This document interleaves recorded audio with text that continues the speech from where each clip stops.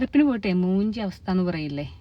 Book ചെയ്ത train തലേ ദിവസമാണ് ക്യാൻസലാക്കിയത്. പിന്നെ ഒന്നും നോക്കിയില്ല, നമ്മൾ രാവിലെയുള്ള കണ്ണൂരിൽ നിന്ന് 9:30 തിരുവനന്തപുരത്തേക്കുള്ള എറണാകുളം ജനറൽ കമ്പാർട്ട്മെൻറ്റിൽ കയറി അങ്ങിരുന്നു.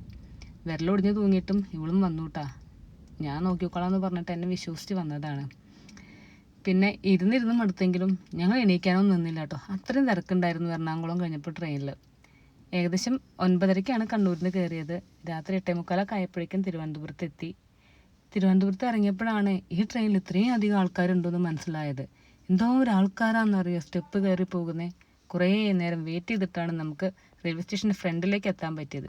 ഇവിടുത്തെ കഥയോ പറയും വേണ്ട, അതിലേറെ തിരക്കായിരുന്നു. അപ്പോൾ അടുത്ത ട്രെയിനിൽ അലീഷ വന്നിട്ടുണ്ടായിരുന്നു. നമ്മൾ അവളെ മീറ്റ് ചെയ്തു.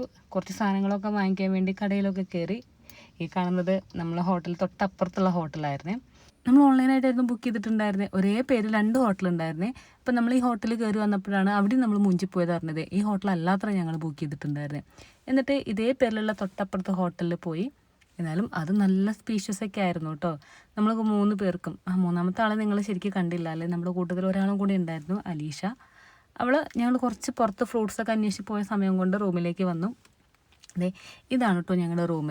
കയറി ചെന്ന സമയത്ത് എടുക്കാൻ മറന്നുപോയി.